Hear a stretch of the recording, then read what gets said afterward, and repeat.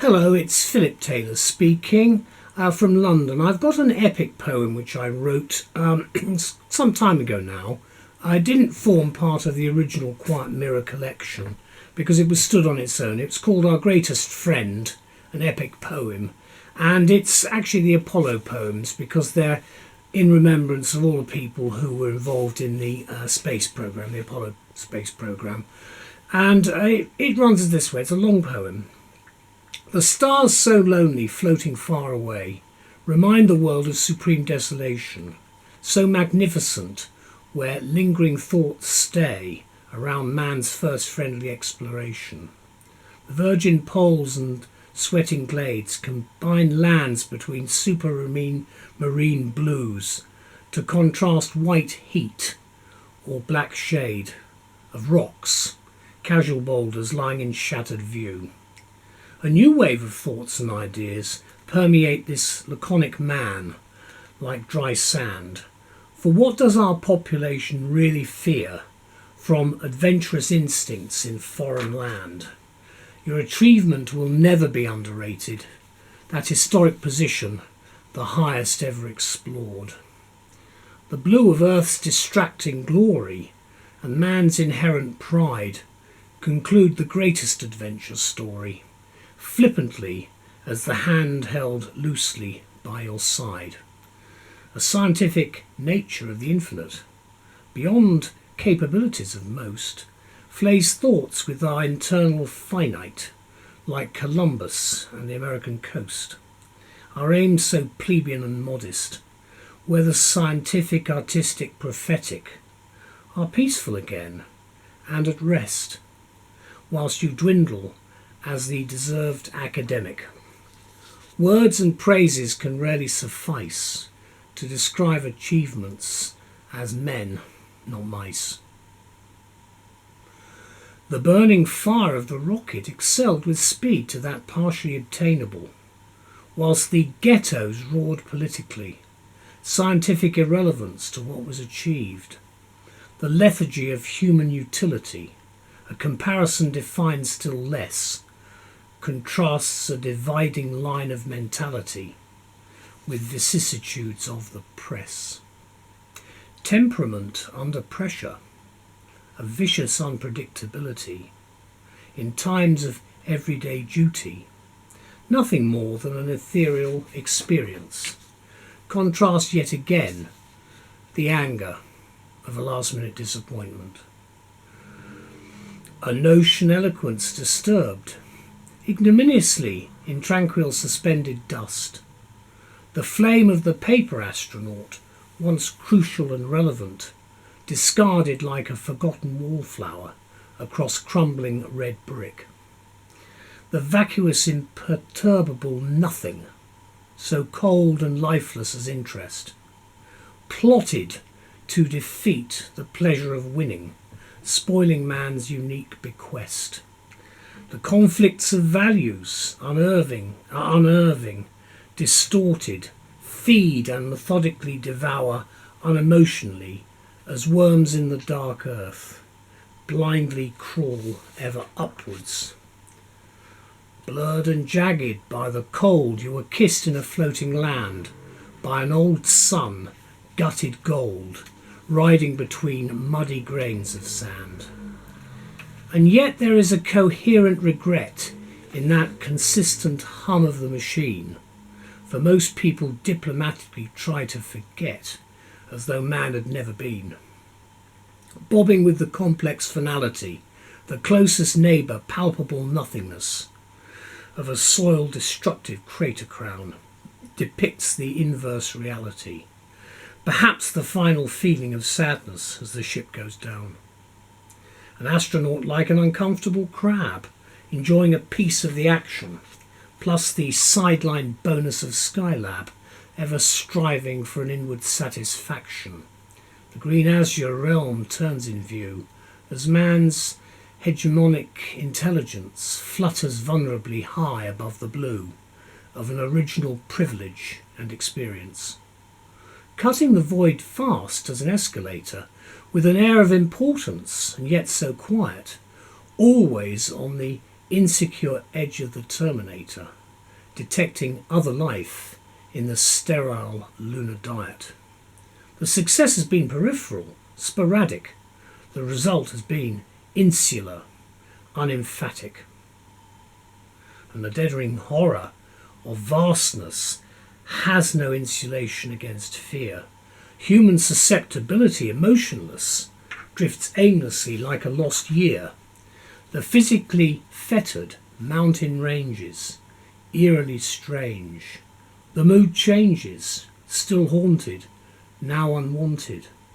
Stinging like a compulsive shock to rebound on an unwelcome visit, as fat boulders and elongated rock spin softly around as a spirit. Towards that inefficacious human dichotomy, an unmarried parasitic asteroid drifts as you weave to it slowly, sawing through the icy void. Features captivating as a lover, strangely, drearily turning to another, is softly weakening a creature's living, returning round the hazardous stretching curve which exercised diversity of functions with vilifying nerve in that celestial finality.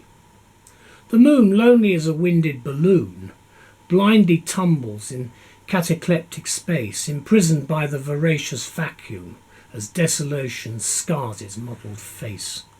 The disk of heat shimmering gold, as misty as an autumnal day, sounds off universal drifting far away to shield life from death in depths of cold.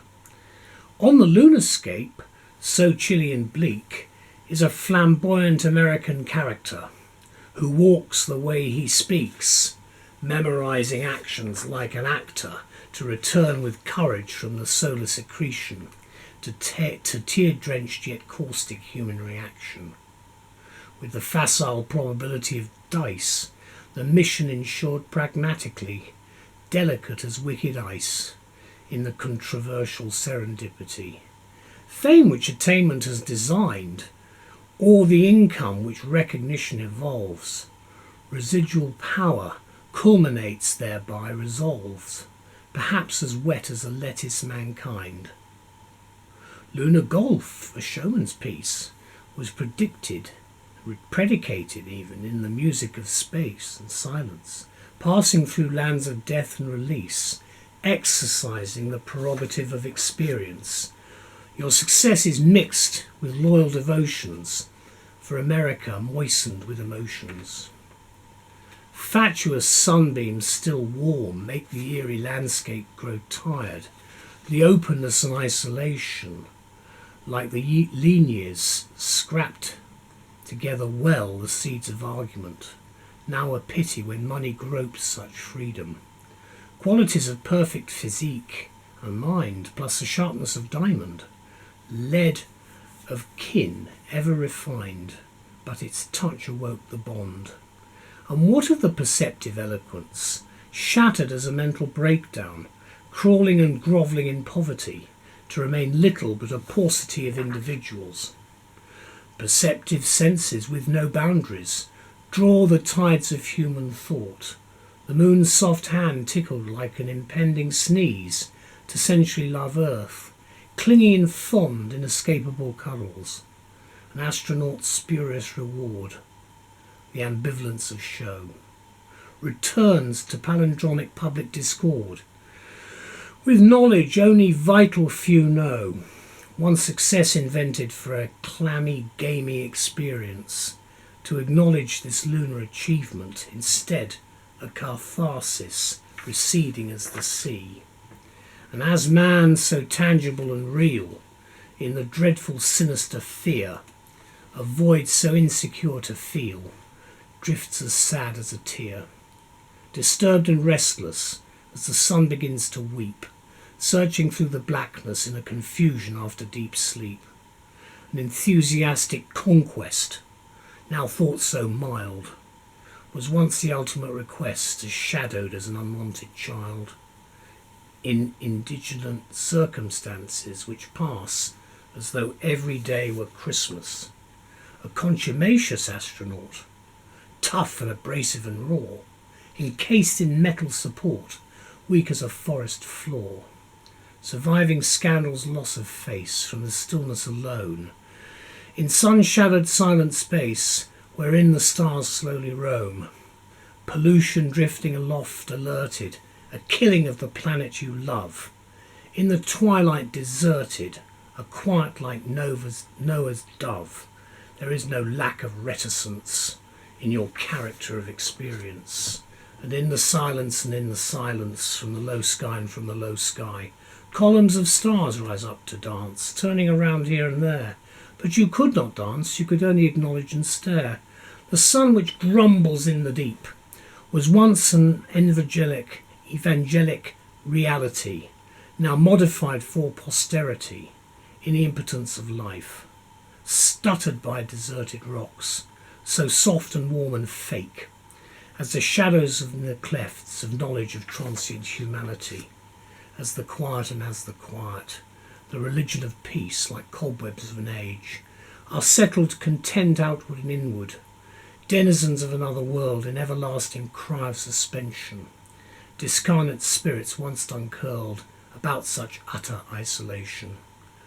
The sun, a discernible blaze, tottering into the abyss against the dispensation of cold, to write your thoughts through stars, in silent empty heavens, when it sleeps to think only of the dead, and in the empty lands without root, the murky lair of the moon, as invective as a mute, plays an awesome circular tune, something for the sinned, something less than fully candid, in the singing solar wind, whisper the cry of the stranded, doomed to an eternal sleep, white streams of light gaze far into nebulous deep, as darkness shrouds lunar days.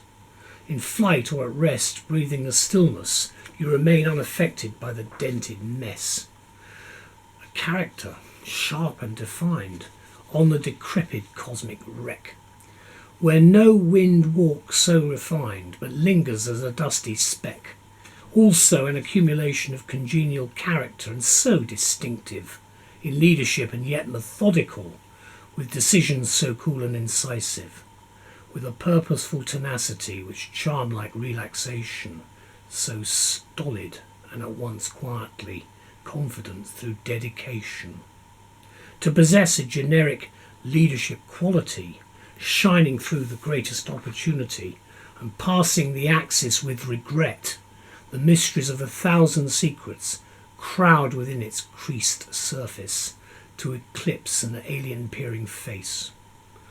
Formed so early, dusted fondly, with rocks delicately brushing formality, creating changes, sometimes rearranges, quietly alone in distant stone, a solid American enterprise, achieved as something no one cared, entombed on immortality in encrusted rock, in the environment of spaced atoms, without sound, mountains around, desolate, unwanted, repugnant, unloved, in nebulous heredity, silent mortality, which passes lacking caresses. It was a cybernetic indulgence in the search for life on a dust bowl of extremities, so catholic and unexcluding, remaining alone, suspended, recumbent on remedial advice, unstable on the collateral plane as a lunar recusation. The air of pollution stems from the snaking power cables, which slither between the dust in the entities of design. Mellow in the harsh sunlight, blinking in the sea of azure earth, which is the distant sparkle bright, as clear and happy as mirth. Yes, a very similitude of reality in geological formations of mindless pity, and the omnipotence of the moon, or the omniscient God, resident in space, both drift in ever-decreasing circles. Bombardment now on the increase, flecks the vapid lunar terrain, while sanctions serene with peace conveys an intellectual unstable domain. A grain of golden sunlight kisses the darkness in the blue, or green or brown beyond time, flow breathless into your visage, returning now to expiate a pettiness away from the solitary gentleness. The eagerly anticipated exordium has now become its peroration, with systematic non-productivity in a vacuum of unreality. The logistics of time and position required more than a brief orientation.